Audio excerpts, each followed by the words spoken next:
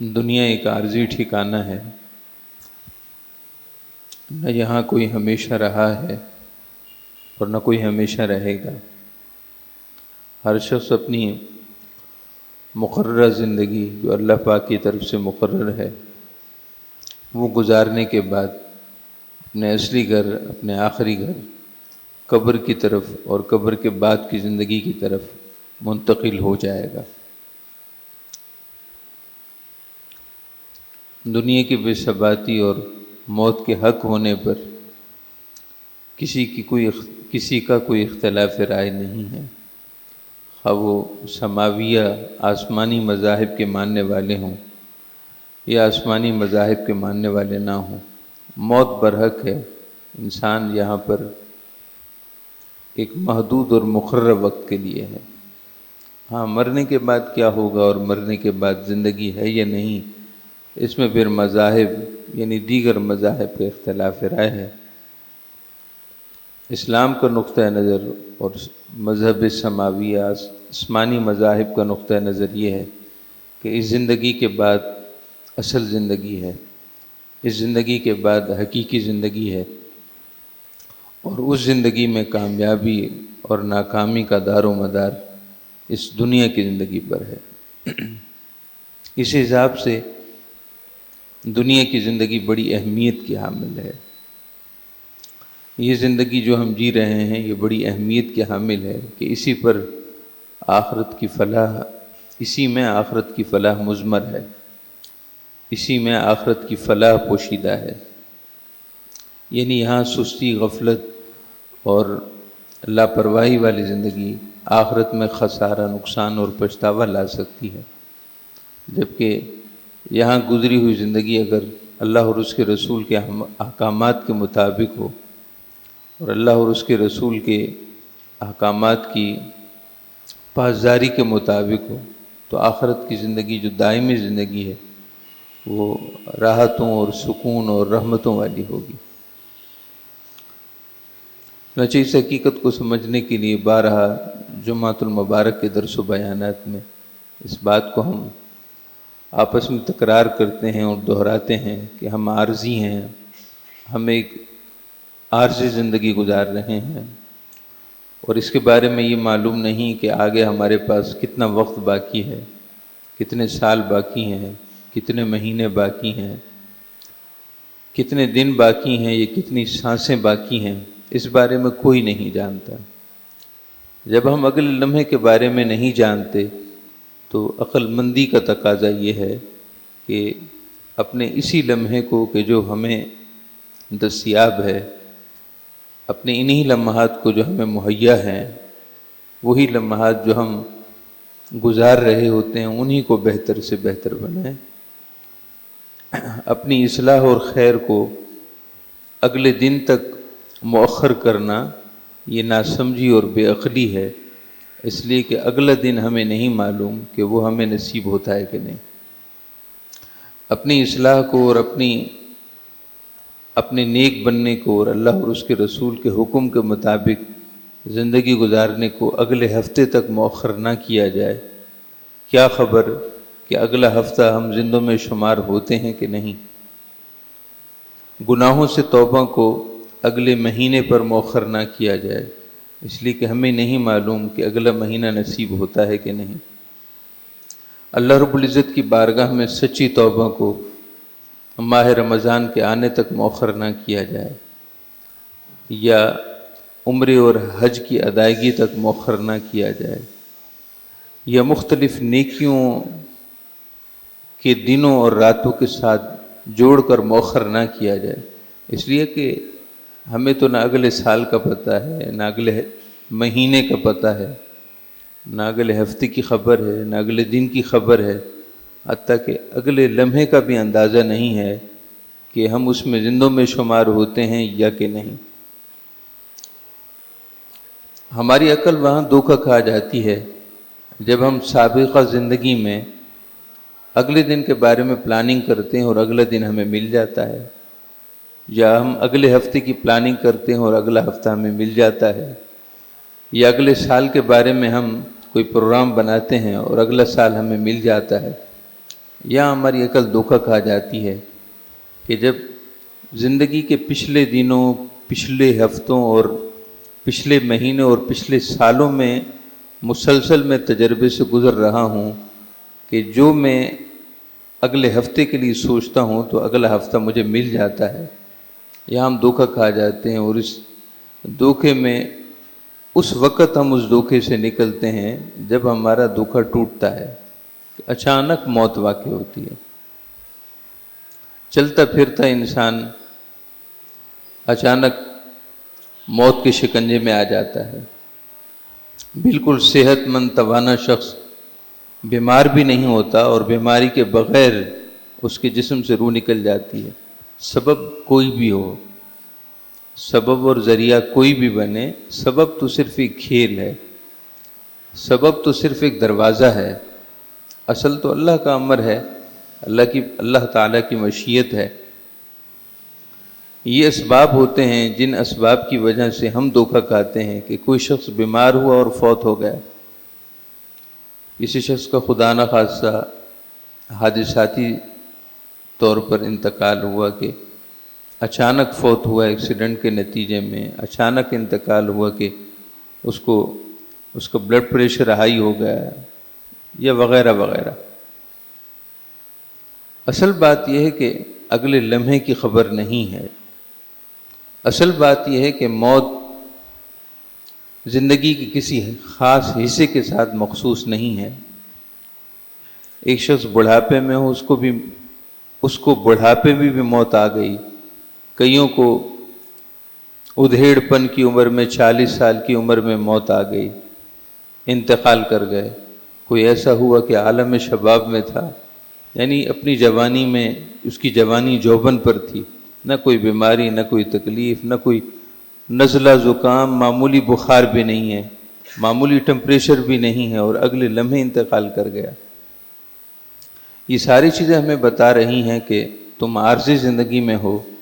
اور یہ نہ سمجھنا کہ بیمار ہوگے تو انتقال کرو گے۔ جب ہم چاہیں گے، جو ہم نے تمہارے لیے مقررہ وقت رکھا ہے، تمہیں اسی لمحے موت آ جائے۔ یہاں ذہنوں میں ایک سوال پیدا ہوتا ہے کہ اگر اللہ رب العزت کی طرف سے ہر شخص کے لیے موت کا وقت مقرر ہونے کے ساتھ ساتھ اس کو بتا دیا جاتا تو کتنا اچھا ہوتا کہ وہ اس موت کے وقت کے آنے سے پہلے توبہ کر لیتا اور اچھی زندگی گزار لیتا۔ تو اس کا جواب نفی میں ہے کہ اگر اس طرح ہوتا تو یا تو انسان کی زندگی ادھر چلی جاتی یا ادھر چلی جاتی۔ انسانی کیفیات کے مختلف ہونے کی وجہ سے وہ انسان نہ رہتا۔ مثلا ایک شخص کو اگر معلوم ہے کہ میں 10 سال بعد انتقال کر جاؤں گا، تو 10 سال کی زندگی، 10 سال کے بعد تو موت اپنے وقت پر آئے، وہ 10 سال سے پہلے ہی مرنے کے قریب ہو جائے کہ مجھے تو 10 سال بعد مرنا ہے۔ اس کی اس کے نفس کا تقاضا یہ ہے، یعنی اس کی فطرت اور جبلت ایسی ہوگی کہ وہ موت کے خوف سے پہلے ہی مر جائے، حالانکہ 10 سال بعد اسے پتہ ہے کہ موت آنی ہے، مگر اس وقت کے آنے سے پہلے مر جائے، یعنی اس کی زندگی نہ رہے۔ اس کو آپ ایک مثال سے سمجھ سکتے ہیں، جیسے بعض دفعہ جہاز، ایروپلین کرش ہوتے ہیں، اس سے پہلے سبھی لوگ جان لیتے ہیں کہ اب موت سامنے ہے، اس لیے کہ جہاز اگر زمین پر گر رہا ہے تو اب موت یقینی ہے۔ اس لیے کہ عام مشاہدہ یہی ہے کہ کرامتی طور پر کوئی بچ جائے تو بچ جائے، معجزاتی طور پر، ورنہ بچنے کا کسی کا امکان نہیں ہوتا۔ کئی رپورٹ سے ان کے مطابق یہ بات ثابت ہوتی ہے کہ جہاز میں جتنے افراد موجود ہوتے ہیں ان میں سے اکثر و بیشتر زمین پر گرنے سے قبل وہ مر جاتے ہیں، بے ہوش ہو جاتے ہیں۔ یعنی طبی موت جو زمین پر گرنے سے بعد انہیں واقع ہونی تھی، وہ پہلے ہی ان پر واقع ہو جاتی ہے، ان کے ذہن کام کرنا چھوڑ جاتے ہیں، بعضوں کی دماغ کی نسیں پھٹ جاتی ہیں، بعض بے ہوش ہو جاتے ہیں۔ اس کا مطلب یہ ہوا کہ مرنے کا وقت اگر قریب انسان کو محسوس ہو تو وہ نفسیاتی ہو جائے، تو وہ ذہنی طور پر معذور ہو جائے، اور یہاں اگر اللہ تعالیٰ کی طرف سے موت کا وقت مقرر یوں ہو جاتا کہ حتمی اسی دن ہی موت آنی ہے، تو انسان اپنی معمول کی زندگی گزار ہی نہ پاتا، نہ اس کے لیے دنیا کی خوشیاں خوشیاں رہتی اور نہ دنیا کے غم غم رہتے۔ یوں ہی بعض لاابالی قسم کے لوگ وہ اپنی مقررہ وقت موت اگر ان کو بتا دیا جاتا تو وہ گناہوں کی زندگی بسر کرتے، اپنی اس جبلت، شر والی جبلت اور فطرت کے مطابق وہ چاہتے کہ ابھی تو موت دور پڑی ہے اور مجھے پتہ ہے میں اپنی منمانی زندگی گزاروں، بس مرنے سے چند لمحے پہلے توبہ کر لوں گا، مرنے سے چند لمحے پہلے توبہ کر لوں گا، گناہوں سے معافی چاہ لوں گا، مگر اس سے پہلے میں زندگی گزاروں اپنی چاہتوں کے مطابق۔ تو اللہ پاک کو دونوں چیزیں منظور نہیں ہیں۔ اللہ پاک اپنے بندے کے لیے یہ بھی نہیں چاہتا کہ میرا بندہ زندگی گزارے، دنیا میں رہے اور ایسے رہے کہ وہ معمول کے مطابق زندگی گزار ہی نہ سکے، نفسیاتی ہو جائے، معذور ہو جائے۔ اور نہ رب تعالیٰ یہ چاہتا ہے کہ میرا بندہ اس نظریے کے مطابق کہ مرنے سے پہلے توبہ کر لوں گا، ابھی تو بڑا وقت پڑا ہے۔ محترم معزز سامعین کرام، موت کا وقت مقرر ہونے کے باوجود ہمیں علم نہ ہونا ہماری بہتری کے لیے ہے، ہمارے فائدے کے لیے ہے، تاکہ ہم ہر آنے والے لمحے کے لیے تیار رہیں، ہر آنے والے لمحے کے لیے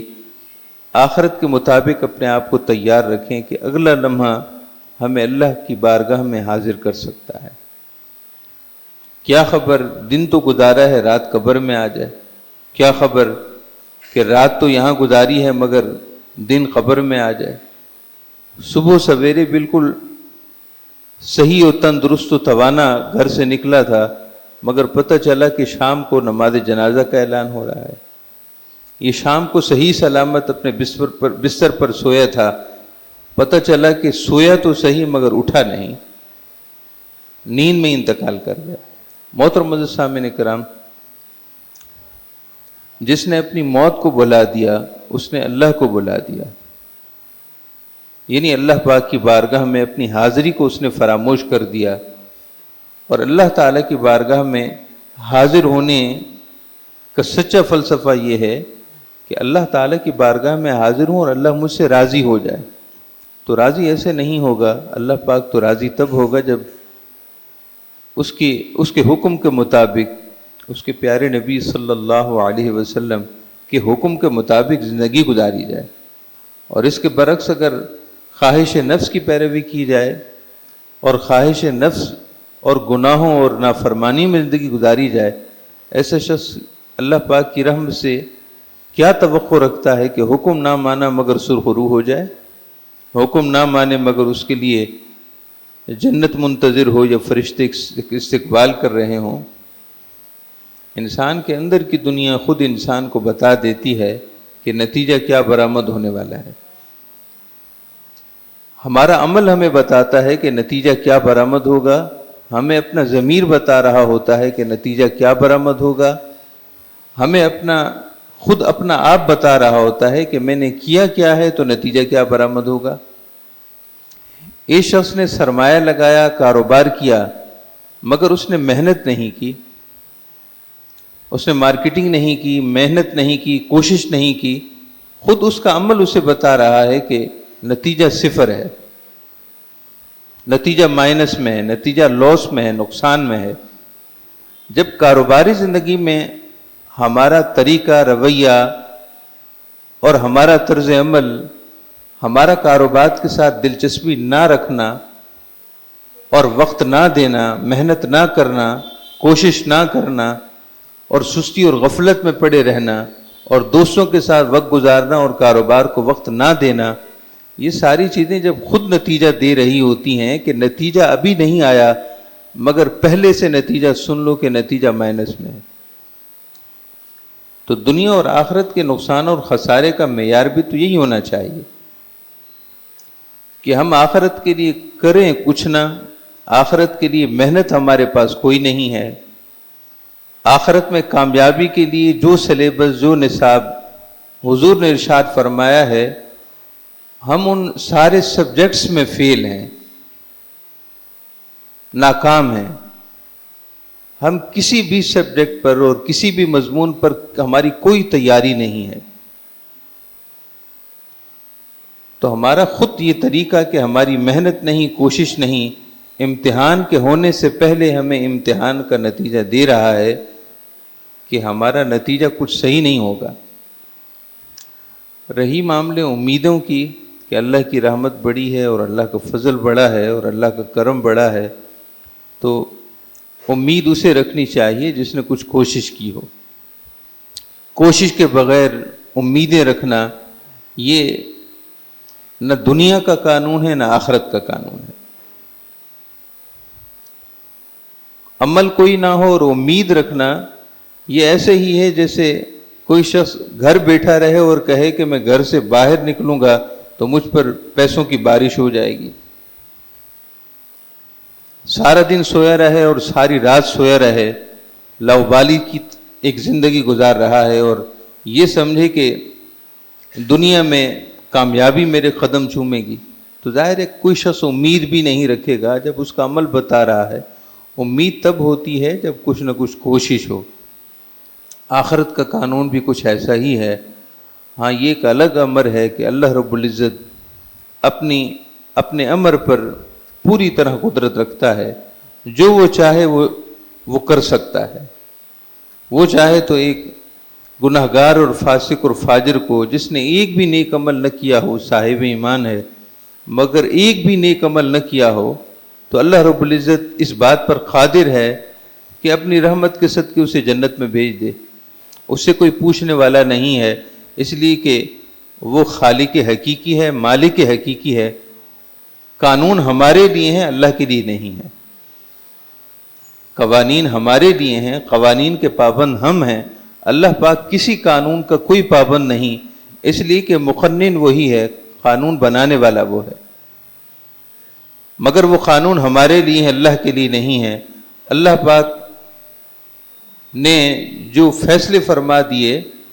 جو قوانین مہیا فرمائے، اللہ پاک اس کے برعکس فرمائے تو اسے کوئی نہیں روک سکتا۔ اسی طرح ایک شخص ساری زندگی نیک عمل کرے اور اس کا ایک بھی گناہ نہ ہو، اللہ رب العزت اگر چاہے بالفرض بفرض محال تو وہ چاہے تو اسے دوزخ میں بھیج دے، اللہ پاک کے عدل میں کوئی فرق نہیں آئے گا۔ حدیث پاک میں اللہ پاک کے عدل میں کوئی فرق نہیں آئے گا، بلکہ قرآن کی آیت میں ہے کہ اللہ پاک نیکوکاروں اور صالحین کو اگر جنت میں نہ بھیجے تو بھی اس کے عدل پر کوئی فرق نہیں آئے گا۔ یہ تو رہا اللہ کی شان کا معاملہ۔ ہم بات کر رہے ہیں ان قوانین کی جو قوانین فطرت ہیں، جو قوانین جبلت اور فطرت کے مطابق ہیں، کہ انسان عمل کچھ نہ کرے اور خواہش رکھتا ہو جنت کی، نیکوکاری کی زندگی نہیں ہے مگر خواہش رکھتا ہے جنت کے محلات کی، تو یہ بالکل قوانین سے ہٹ کر بات ہے۔ آپ صلی اللہ علیہ وسلم نے ہمیں ہرگز اس طرح کا ذہن نہیں دیا جس طرح کا ذہن ہم رکھنے لگے ہیں۔ آپ ذرا غور تو فرمائیے کہ آپ صلی اللہ تعالیٰ علیہ وسلم یہ ارشاد فرما رہے ہیں کہ قیامت کے دن حساب ہوگا اور حساب کے بعد ہی لوگ جنت جا سکیں گے اگر کامیاب ہوئے، اور اگر کامیاب نہ ہوئے تو پھر دوسرا راستہ ہے۔ اور ارشاد فرمائے کہ حساب جب شروع ہوگا تو سب سے پہلے اللہ کے حقوق میں سے نماز کا حساب ہوگا۔ اللہ کے حقوق اور بندوں کے حقوق دونوں کے بارے میں پوچھا جائے گا، اور اللہ تعالیٰ کے حقوق کے بارے میں سب سے پہلے سوال نماز کا ہوگا۔ ان اول ما يحاسب به العبد یوم القیامہ الصلاۃ، بندے اور بندی سے اللہ پاک قیامت کے دن سب سے پہلے جس بارے میں حساب لے گا وہ نماز کا حساب ہوگا۔ حساب کا مطلب یہ ہے کہ دن بھر میں جب 5 نمازیں فرض تھیں اور ہفتے میں اتنی تھی اور مہینے میں اتنی ہوئی اور سال بھر میں اتنی ہوئی اور تیری عمر اتنی تھی، تو تو اپنی نمازوں کا حساب دے. اور حقوق العباد میں سب سے پہلا سوال ایک دوسرے پر حق تلفی کا ہوگا، مالی حق تلفی کا ہوگا. سب سے پہلا سوال حقوق العباد میں یہ ہوگا. اور اللہ تعالیٰ یہ حساب لینے سے پہلے جانوروں کو اور چوپایوں کو کھڑا کرے گا اور ان سے بھی آپس میں حساب چکتا کیا جائے گا، ان کا بھی آپس میں حساب کا موازنہ کیا جائے گا، تاکہ لوگوں پر یہ واضح کیا جائے کہ جب ہم جانوروں کا باہم حساب کر رہے ہیں تو ہم تمہارا حساب کیوں نہیں لے رہے. اور اس وقت نافرمان اور کافر کہے گا وَيَقُولُ الْكَافِرُ يَا لَيْتَنِي كُنْتُ تُرَابًا، جیسا کہ جانوروں کا حساب ہوا اور ان کو خاک کر دیا گیا، حساب لینے کے بعد ان کو مٹی اور خاک بنا دیا گیا، یعنی ان کے بعد پھر ان کی زندگی کا آگے مستقبل نہیں ہے. تو اس وقت کافر اللہ کا نافرمان یہ کہے گا اے کاش کہ میں بھی مٹی ہو جاتا، میرا بھی حساب ہوتا، مگر نتیجہ مجھے دوزخ نہ ملتا، بس حساب لے کر مجھے خاک کر دیا جاتا، گرد بنا کر اڑا دیا جاتا. محترم معزز سامعین کرام، ہم جس طرح زندگی گزارتے ہیں وہ انتہائی غفلت والی ہے، سستی والی ہے. ہم اپنا موازنہ خود کر سکتے ہیں. کسی قاضی کو اور جسٹس کو اور امام کو اور مبلغ کو اور داعی کو بلانے کی ضرورت نہیں ہے. ہماری اندر کی کتاب خود ہمارے سامنے ہے اور اس کو پڑھنے کے لیے ہم کافی ہیں. ہم اپنے بارے میں خود موازنہ کر سکتے ہیں کہ آیا ہماری زندگی کامیاب لوگوں والی ہے یا ہماری زندگی خدا نہ خواستہ ناکامی اور خسارہ ہے. محترم معزز سامعین کرام، جیسا کہ شروع میں آپ کی خدمت میں ہم عرض گزار تھے کہ دنیا کے معاملے میں ہمارا عمل ہمیں نتیجہ دے رہا ہوتا ہے. ہماری خود محنت یا محنت نہ کرنا ہمیں نتیجہ دے رہا ہوتا ہے کہ اس کا نتیجہ کیا نکلے گا. بالکل ایسے ہی آخرت کے معاملے میں ہماری دنیا کی زندگی ہمیں نتیجہ دے رہی ہے. ہم کتنے مطمئن ہیں اپنی زندگی سے. آخرت میں کامیابی اور ناکامی کے حساب سے میں اور آپ میں سے ہر ایک اپنی زندگی سے کتنا مطمئن ہے. دوسروں کو چھوڑ دیں، اس لیے کہ ہر شخص نے اپنی قبر میں جانا ہے اور اپنا حساب دینا ہے. اگر ہم دوسروں کے لیے اپنی زندگی داؤ پر لگا رہے ہیں تو اس سے بڑی بے عقلی کوئی نہیں ہے، کیونکہ کوئی شخص دوسرے کی وجہ سے اپنے کاروبار کا نقصان نہیں کرتا، دوسرے کی وجہ سے اپنی دکان خراب نہیں کرتا، دوسرے کی وجہ سے اپنا سودا خراب نہیں کرتا، دوسرے کی وجہ سے وہ اپنے کاروبار کو نقصان نہیں دیتا. اپنا کاروبار پہلے ہے، کیونکہ اپنا حق اور اپنے بیوی بچوں کا حق زیادہ ہے. تو اپنی کاروباری زندگی پہلے ہے، دوسرے کے لیے قربانیاں شخص بعد میں دے یا دوسرے کی وجہ سے اپنا نقصان بعد میں کرے. بالکل ایسے ہی ہم اگر دوسروں کی وجہ سے اپنی آخرت برباد کر رہے ہیں تو اس سے بڑی ناسمجھی اور بے عقلی نہیں ہے. ہمیں اپنی قبر میں جانا ہے، نہ ہمارے ساتھ ہمارے بیوی بچے ہوں گے، نہ ہمارے ساتھ وہ دوست ہوں گے جن کی وجہ سے ہم نے اپنی آخرت داؤ پہ لگا دی ہے، نہ ہمارا یہ پیسہ اور دولت ہوگا جس کو ہم حرص اور ہوس کے ہاتھوں کے ساتھ حلال اور حرام کا امتیاز کیے بغیر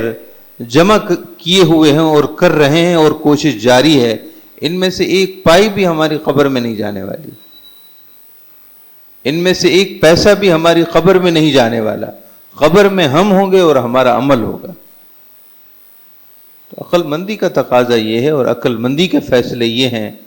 کہ بجائے اس کے کہ ہم جیسے پچھلی زندگی گزار آئے آگے بھی اسی طرح گزارنے کا اگر ذہن رکھتے ہیں تو یہ سمجھداری کا فیصلہ نہیں ہے. سمجھداری کا فیصلہ یہ ہے کہ آج اور ابھی ہم تہیہ کریں، اپنے آپ کے ساتھ یہ عزم مصمم کریں، اپنے ساتھ یہ عہد اور معاہدہ کریں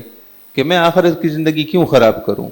جبکہ آخرت کی زندگی ہمیشہ کی ہے اور یہاں کی زندگی لمحہ بھر کی خبر نہیں ہے، پل بھر کی خبر نہیں ہے. ہو سکتا ہے کہ ایک شخص بیمار نہ ہو اور بیمار ہوئے بغیر اس کا انتقال ہو جائے. بعض لوگوں کا یہ خیال کہ دنیا کی زندگی ہی حقیقی زندگی ہے، بالکل ایسا ہے، مگر اس وقت جب ہم آخرت کی زاویے میں اس کو گزاریں کہ آخرت میں کامیابی کی کنجی وہ آخرت میں نہیں ملے گی، دنیا میں ملنی ہے، یعنی دنیا کا عمل صالح۔ تو آخرت کی کامیابی کی بنیاد وہ دنیا کی زندگی ضرور ہے، مگر جب اس کو اللہ اور اس کے رسول کی اطاعت کے زاویے میں گزارا جائے۔ اور اگر ہم دنیا کے لیے جئیں،